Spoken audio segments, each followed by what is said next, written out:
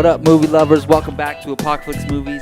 This is our weekly movie news podcast, and I'm your host, Jacob Bartley. I'm joined today by only one of the Apocaflix regulars, just Jake Berlin. What's going on, man? I'm good, kind of riding on the high of a little Civil War. I think both of us are. So. We just watched it last night. I am literally on an hour and a half of sleep because I had to work at 5 a.m., but it was totally worth it. And Gio just went crazy because the movie was so great, so he couldn't be here today. Now, he's actually working, so shout out to Giorgio. Sorry you couldn't be here, man. But we're here to not talk about Civil War. We're going to put up our spoilers review later today. But we're here to talk about some movie news stories that happened throughout the week. Not much going on compared to other weeks, but there's still a lot of stuff going on, especially this first topic, something I'm really excited to talk about, and that is the Power Rangers costumes have been revealed by Entertainment Weekly. They released an image of the Rangers in their new and updated costumes, and for those of you who have listened to our podcast, you know that me, Jacob Bartley, I am a huge Power Rangers fan. Not necessarily all of the Power Rangers stuff, but the original TV series and then the Mighty Morphin Power Rangers movie. I haven't liked any of the other 24 seasons of Power Rangers they've done, but all the original stuff, I can eat it up. I still watch the original series on Netflix sometimes. So I've been looking forward to this movie very much, and everything that's came out to me has been a positive thing other than the title, Saban's Power Rangers. And I gotta say, I'm digging these costumes. I don't love them, but I accept them, if that makes sense, because they had to be updated, and they had to look modern, and for that, I really dig it, and I'm not one of those fans who are like, oh, it looks too different from the originals, so overall, I like it. I'll get into it a little bit more, but Jake, I want to ask you, how did you feel about this first image of the Power Ranger costumes? I mean, they're cool. I'm not, super over the moon about them. I'm kind of like you. I think accepting them is kind of the perfect word. They look like an alien version of Iron Man. Yeah, pretty much. It's the first thing that comes to my mind. Yeah, that's what a lot of people are saying. And you even have the middle thing in the arc. Middle. Yeah, it looks like there's an arc. I just hope they can't shoot stuff out of their suit. Yeah, I mean, but they got what they needed to get right, and that's the helmets. You have to have the headgear, and that's the real tip of the Power Rangers costumes, and they're cool. And like you said, they need to be modernized and updated. And this is kind of the world that it is today. It's technology based, and these are going to be technology based suits, and they're not going to be the spandex suits that we saw back in the late 90s or whatever. And so it makes complete sense. And after that short little short last year where it had the bionic Power Ranger suits, I'm happy to see him kind of go in the same route. It kind of looks like those, yeah, especially the Black Ranger. We saw his suit in that short. So, I mean, they're definitely cool. I mean, I'm looking forward to seeing what they can do because they're obviously going to do a lot more than what the original suits do, and they're going to help these kids out with their abilities and whatnot. And but I mean, I accept them for what they are, and for a movie and for costumes like this, say we're watching Civil War again, and I hated Iron Man's suit, I'm not going to hate the movie because I don't like the suit. Exactly, it's not going to affect your opinion on the movie if it's good. Exactly, and so I'm not going to base my opinion on the movie on the suits, but I accept them for what they are. So yeah, accept is the perfect word. I might like them a little bit more than I made it sound. I do like them for sure. I think I need some time to adjust to them. So yeah, I mean, Elizabeth Banks looked great. I think these look pretty cool. It's cool that they have the dinosaur headgear. I'm wondering if they're going to apply the dinosaur element to this new franchise. Are they going to have the droids? I don't know. But I know Zords, close to nothing about Power Rangers. Yeah, you're the guy. So I mean, but you've seen it, right? It was a very long time ago. So they would have these Zords where they each had an individual vehicle, and it would be a dinosaur. Like the Red Ranger's a T-Rex, the Yellow Ranger's a Sabertooth, the pink one's a pterodactyl, the blue one's a Triceratops, and being a Power Rangers fan, I can't remember what the Black Rangers was. Well, I don't know if you've seen ever since these suits came out, but the theory that's going around that Rita was the Green Ranger. Yeah. I actually think it's true. That would be very interesting. I think it's cool. Yeah, I can't complain about these suits. I'm really looking forward to the movie. It comes out March 24th, 2017. Let us know in the comment section what you think of these new Power Ranger suits. All right, moving on to the next story, and that has to do with a little bit of Star Wars news. It's not official, but it's being reported that Alden Ehrenreich has most likely been cast as the young Han Solo. In the New York Post, page 6 of their most recent publication, according to Hollywood sources, Ehrenreich has landed the role. Page 6 says in the Insider that Alden really impressed Disney and Lucasfilm execs with his screen tests, and the deal is basically done. So this is not 100% confirmed. I'm as big a Star Wars fan as you, but you might know a little bit more than me. So, Jake, what do you think about this casting? I know we've talked about it in the past, but if it is official, how do you feel about it? I like it. I mean, he's been one of the three that's been circling the role for quite some time now. And I think it was like 2 weeks ago, maybe. There was a report coming out that he's saying he was the front runner for the role ahead of Taron Egerton and Jack Rayner. If he is indeed casted, I'm cool with it. I like it. He's a very unknown actor compared to the other two. He was the standout in a very disappointing movie in Hail Caesar earlier this year. Maybe he doesn't look as much Han Solo as the other two do, but it all depends on if he can play the role of Han Solo. Yeah, Han Solo. for sure. You don't need to know about the looks. It's all about the personality, because Han Solo is a personality-driven character.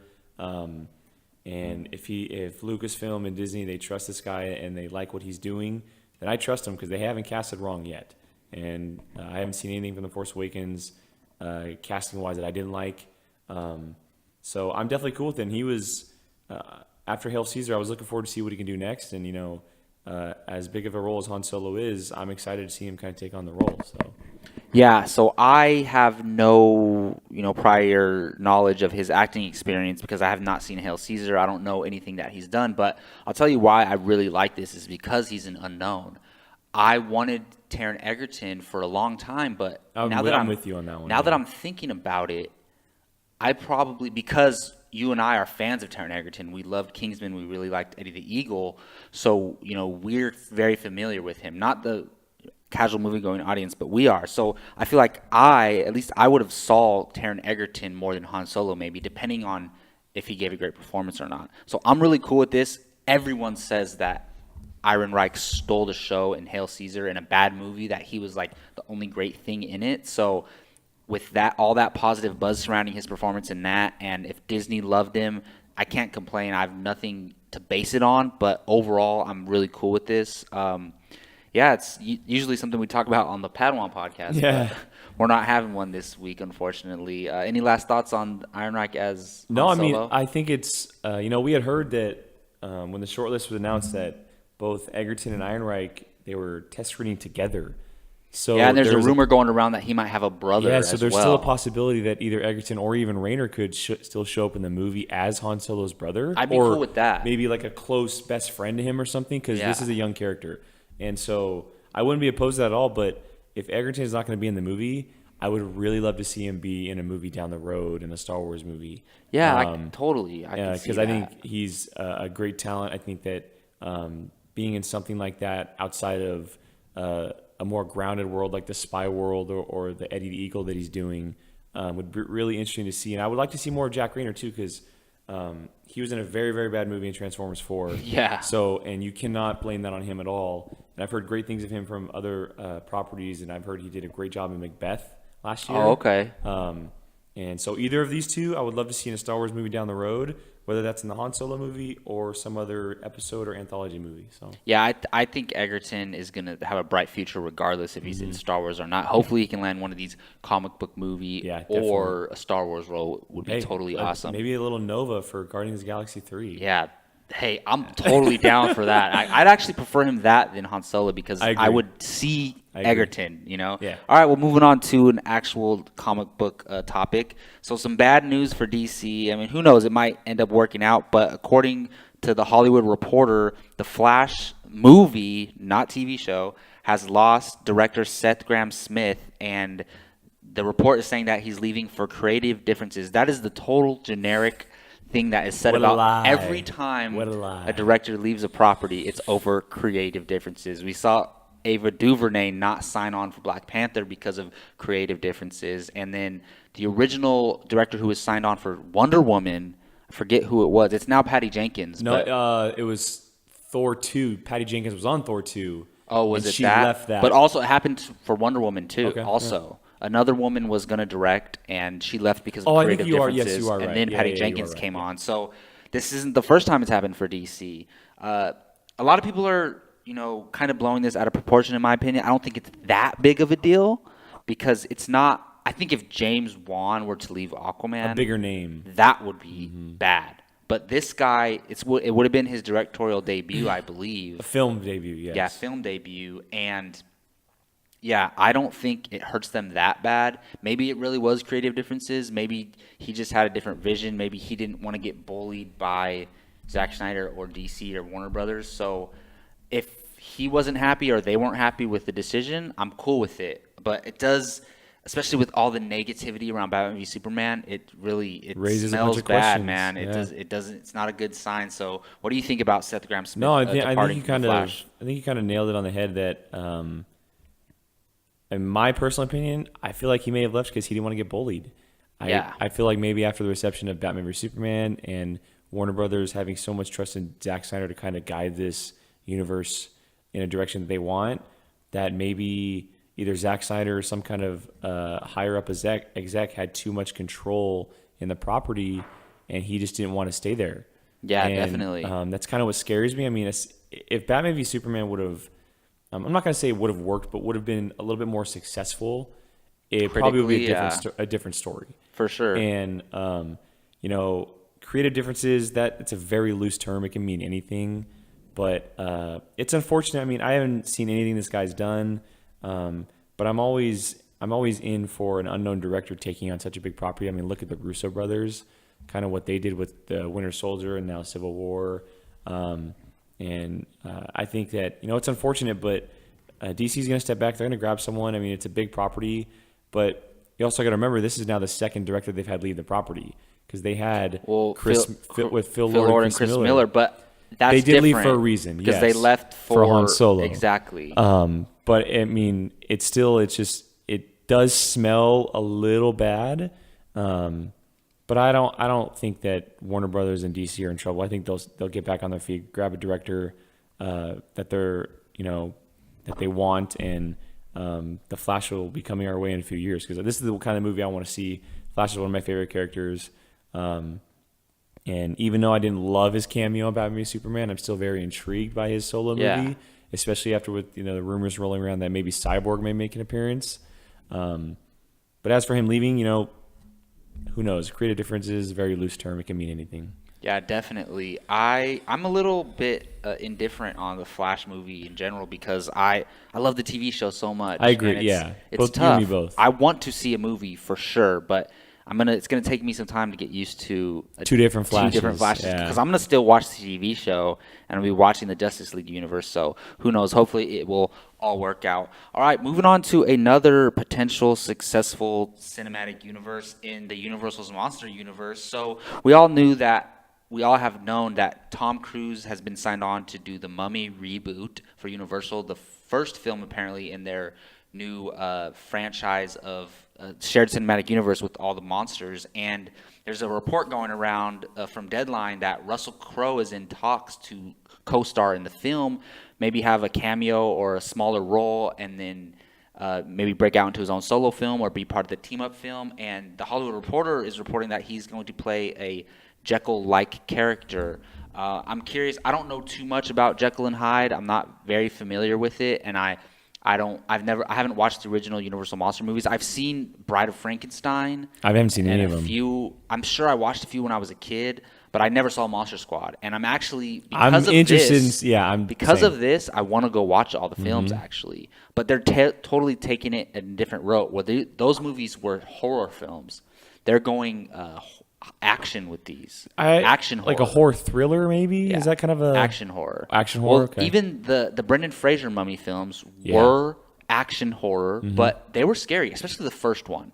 And I like those films. I love the first one actually, and there were very scary elements to that film. So action horror can work if they do it right. But to me, well, first of all, I'm very excited about this because Universal is taking this so serious right now. Tom Cruise is one of the biggest movie stars on the planet. He's the biggest cash grab right now. There's no doubt about that. The Mission Impossible films are great, especially the last two. and they got Johnny Depp. And even though Johnny Depp has been iffy lately, they got Johnny Depp to star as Invisible Man. Like, he's an A-lister, so that's a great casting. And now they're talking about Russell Crowe. I was talking to Gio, and I was like, if you just heard that Russell Crowe, Tom Cruise, and Johnny Depp were going to be in a franchise together, that sounds so exciting. And now you're applying it to this Monsters universe. I'm really excited about it. It's not official yet. Russell Crowe is apparently in talks.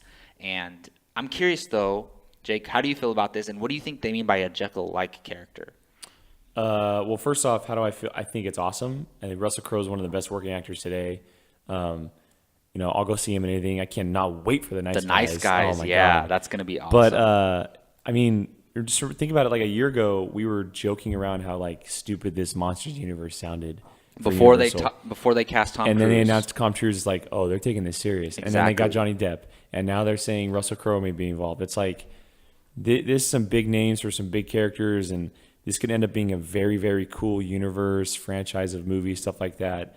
As for the Jekyll type character, it sounds awesome. I think that Russell Crowe would be a great fit for that kind of character, a character who transforms into this, I'll just say Hulk-like character. Yeah, and it totally reminds me of Mark Ruffalo playing the Hulk for some reason. And so, and it's, if you've seen, the League of Extraordinary Men or the very, very beginning of Van Helsing, you see Jekyll, he's in there, and Hyde. And so that's the kind of character it would be. I think, it sounds awesome. Whether or not it ends up happening, who knows? But, you have Oscar-winning actor Russell Crowe in a monster movie. Definitely. Oscar-winning actor Johnny Depp in a monster movie. A guy like Tom Cruise in a monster movie. Who's been Oscar nominated in the past. It's all signs are pointing up right now. And like you, I've never seen any of the monster movies. And I'm definitely going to go back to watch them. And who knows, maybe they could be down the path of rebooting a Monster Squad after a few entries into this universe. I think that's where they're heading and towards. Having 3 of those guys lead it, that's pretty awesome. Yeah, definitely. I am so looking forward to this. If this ends up happening, even just what they have now, but if Crowe joins, that's freaking amazing. And a lot of people don't know this, but flying under the radar is they already cast the Mummy, and it's a woman, Sophia Botella, Samuel L. Jackson's right hand in Kingsman. Yeah, she knife leg lady. She was awesome in it. And she's also in Star Trek Beyond this summer. That's true, yeah, and she's going to be starring in the film. And some other news recently has came out about the Mummy. The synopsis has actually came out, and I'm going to go ahead and read it real quick. Thought safely entombed in a crypt deep beneath the unforgiving desert, an ancient queen, Sophia Botella, whose destiny was unjustly taken from her, is awakened in our current day, bringing with her malevolence grown over millennia and terrors that defy human comprehension. From the sweeping sands of the Middle East through hidden labyrinths under modern-day London, the Mummy brings a surprising intensity and balance of wonder and thrills in an imaginative new take that ushers in a new world of gods and monsters. So, Jake, you've read this synopsis. What do you think about the Mummy from hearing this synopsis? It sounds fun. We don't get a lot of mummy movies anymore. The Brendan Fraser ones, I enjoy them personally. I love that they're going with a female mummy. I think it's awesome. Yeah, but definitely. It may sound a little basic, but you throw Tom Cruise in there fighting a mummy, it's like, dude, come on. I would go watch Tom Cruise fight a mummy any day of the week. So, it interests me. And the big things that are going to pull me to the theater are definitely that's the female mummy. That's what's so exciting. Yeah, it's awesome, and especially an actress that we enjoyed. Yeah, she's starting to quickly become on the rise on these important roles. I'm curious though, if they're going down the route of Monster Squad, where the monsters are going to team up to maybe fight a bigger threat, is Tom Cruise going to be facing her in this movie, and then by the end of the movie, she becomes good? Is what I'm curious about. Maybe in simplest terms, you can say Tom Cruise is playing the Nick Fury type of this universe. And he goes to recruit her, but then he has to fight her at first, and then he convinces her. Kind of like how he was with Iron Man. Yeah, and then he convinces her to use her powers for good, which would be pretty cool. Yeah, I'm definitely excited for this. It's cool to have a cinematic universe that's not superhero. Yeah. I'm really excited about that. All right, well, moving on to another topic. So according to the Hollywood Reporter, Space Jam 2 with LeBron is still on. It's still in development. And Justin Lin, director of Fast and Furious franchise, the installments 3 through 6, will most likely direct. Jake, we were both talking about it earlier. We're both huge fans of the original Space Jam. It was a part of our childhood. We heard rumors about this a few months ago, even a year ago. How do you feel about this, hearing that it's still going to happen? I like it. I mean, I like LeBron. I enjoy watching him play basketball. I think that, on the court, he's an amazing talent. I think off the court, he's a total draw. Yeah. He's a personality. He was fantastic in Trainwreck last year. Oh, yeah. You can't go forgetting that. So the guy can pretty much do anything at this point. A lot of people are going to hate it because, you're doing Space Jam with LeBron. Why There's a lot of LeBron haters out there. Yeah, because, they don't want to compare him to Michael Jordan. And he's not going to be Michael Jordan. He's not. But you can do another space. You can keep making these movies with all the biggest stars of basketball down the years. Like in 5 years, you can do a Space Jam 3 with Steph Curry or something. Yeah, definitely. This is LeBron's time, and he is the biggest draw in the NBA right now. And I'm down for it. I think it's cool. Now the question becomes is who's going to play the Bill Murray part, and who's going to be the monster, or who's going to be the Monstars. And people are already pointing, the Dwayne Wades, the Chris Pauls, the Carmelo Anthonys, and I think that'd be really fun to see these modern day NBA athletes in this kind of movie. I hope they go a somewhat different route, not kind of a rehash per se. I know you got to do something different. I know it's been 15 years or whatever it has, but just make it a little different, twist it up a little bit. And I'm just excited that you're gonna see LeBron interact with some Looney Tunes and little Monstars. So I'm definitely in for it. Yeah, I'm a huge fan of the original. I watched it countless times as a kid.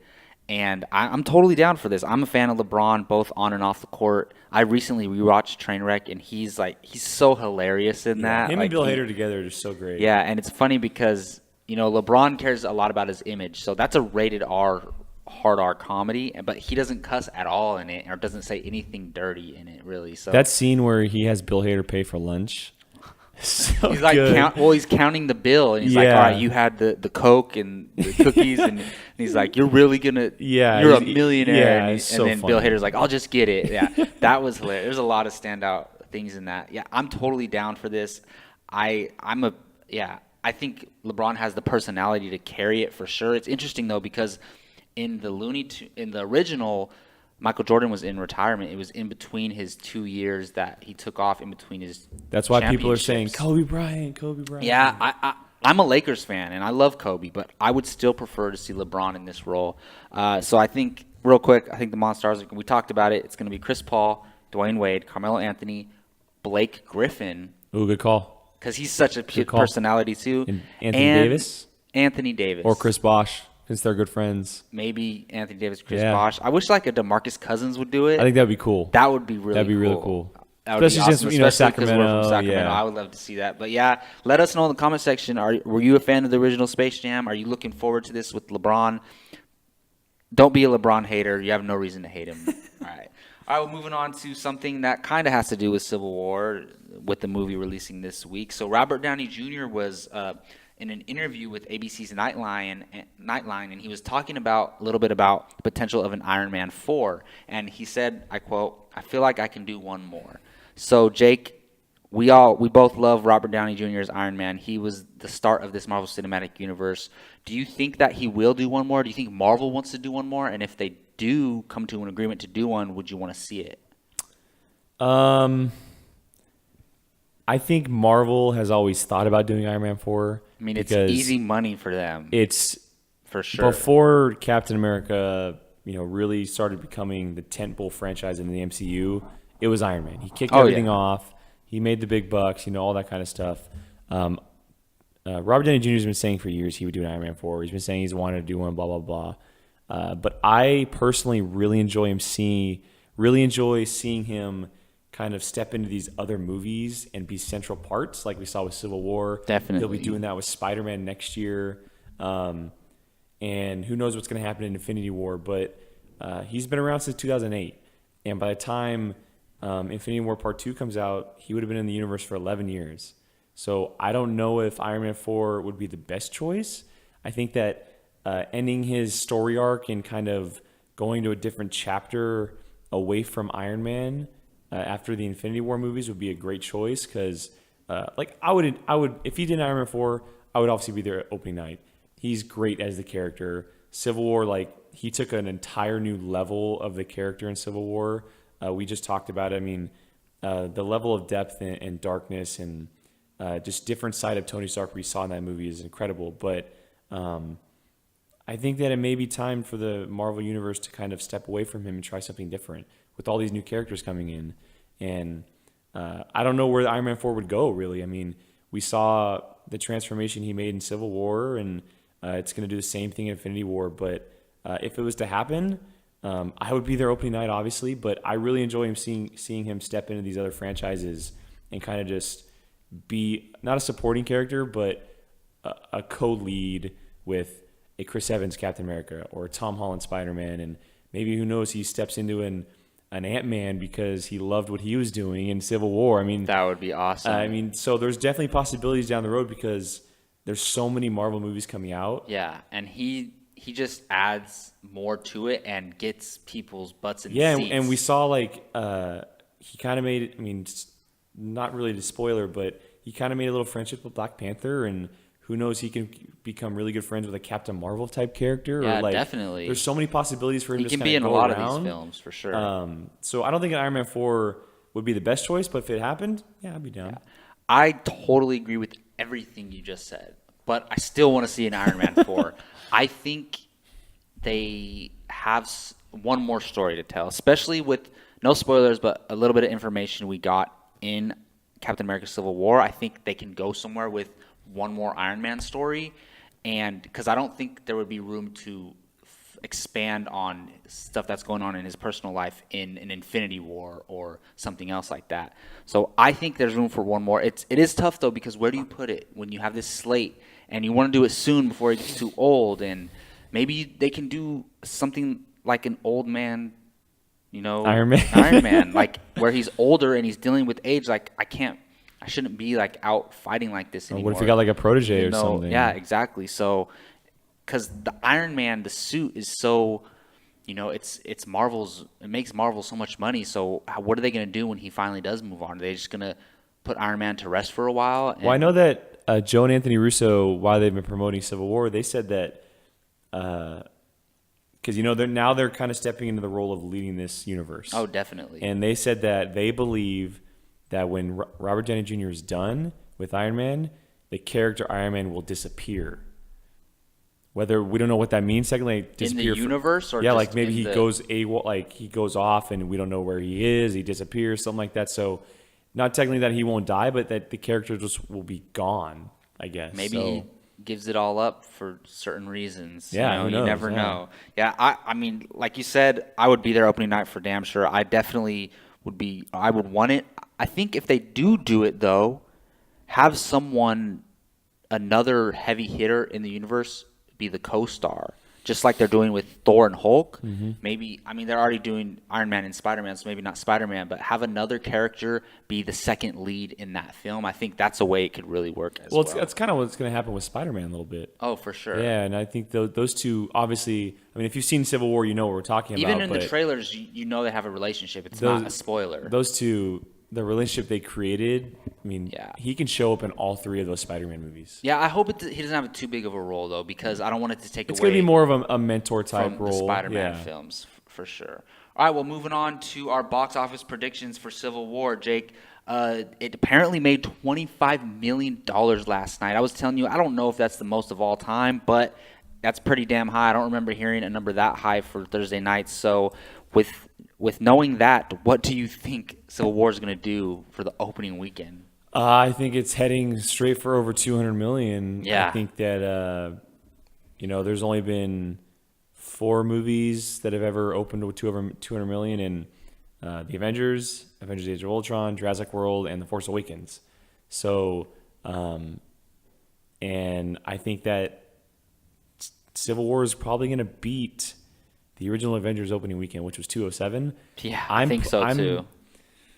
I'm going to say, and this is super high up, but I'm going to say like around 212. 212, really? Yeah. I think and I know it's kind of projecting around like 190, 185, but it's so hard to track these nowadays. And it really is. And, we were at the showing last night and there were people everywhere. Completely sold out. And, I just can imagine what a normal theater would look like. And, I don't know how many screens it's on, but yeah, I think it's going to shoot for somewhere around 210, 212 and be the second best opening of all time. Yeah, it's gonna do big numbers for sure. 25 million is huge for Thursday nights. I'm gonna go bonkers here. I'm gonna say it's gonna do 220. I like it. I'm gonna go Captain America Civil War is gonna make 220 opening weekend because you cannot predict these anymore. No one saw Jurassic World making that much money. No one saw Fast 7 making as much as it did. I mean, of course, Star Wars is one that you can predict that, but it's really hard to predict these. All right, well, we're going to close it out like we always do with the Showdown Sunday topic. And in good Marvel fashion, of course, it is Iron Man versus Captain America. So Gio posts the Showdown Sunday topics every Sunday on our site, apocaflixmovies.com. Check it out if you would like. And yeah, it's simple. Iron Man or Cap. I guess just taking it from who they are and who they've become in this Marvel Cinematic Universe. I can't imagine who Jake's going to pick. Yeah, it's too easy. Captain America, man. I mean, come on. I was full red, white, and blue from the very beginning, and I stayed the same after watching the movie. And I knew what I was going into, and while watching the movie, Captain America, he's always, freedom of speech. We remain free. We fight because we have to, and we should be allowed to. The Avengers should be allowed to step into situations to protect humanity, whereas Iron Man saying, that we need to be governed and, we need to be overseen by the government and told when we can go in and when we can't go in. And I thought that's what I was getting while watching the movie, but there were so many more layers to it. And I'll be honest, while watching the movie, there were times where I hated Tony Stark, like watching it. And I love that they made me think that. That's what they went for. I love that they made me think that way. And I'm sure it's polar opposite for some other people, but I just love the values and like what Team Cap stands for, and how they work underground, and they're going against, they're going for what they believe in and whatnot. And but yeah, mine's too easy, Captain America. Yeah, this is tough, man, because I love both of these characters so much. They are the two heavy hitters of the Marvel Cinematic Universe. They're the two leaders of the Avengers. They kind of share that role in a way. Cap more of the, tactical military type leader, Tony Stark, the financial and like spokesman type leadership. So it's really tough, but, after seeing this film. Well, who were you before the movie? I couldn't decide. Okay. I really couldn't decide. I did vote, and I voted on the site before the movie, and I did choose Iron Man. Okay. But I feel more comfortable choosing Iron Man now, even after seeing the movie. And don't get me wrong, I'm mostly choosing Iron Man for dramatic effects because you chose Captain America. But also, I was so impressed with Robert Downey Jr.'s performance. And that's no spoiler. He takes it to another level. He hasn't been this good since the first Iron Man in this franchise, to me. So, yeah, with Iron Man impressed me so much. And it's just as much... It's more personal of a story for Iron Man, or just as much as a personal story for Iron Man than it is Captain America. Well, you see that from the very opening scene he shows up. Oh, definitely. What happens, in exactly. the elevator, I'll say that. So, I can't go wrong with either of these choices, but I'm going to choose Iron Man. He started this Marvel Cinematic Universe. He did. And Robert Downey Jr. is Iron Man. So, yeah, for that reason, I'm going to go with Iron Man. All right, well, that's going to wrap up Apocaflix movie news for May 6, 2016. I want to thank Jake Berlin for joining me today. Let them know where they can find you on the web. Twitter, Instagram, at Qui-Gon Jake with 2 N's, apocaflixmovies.com every day. Check out our All Star Wars podcast, the Padawan podcast, as well as our new review show, Make 'Em Watch It.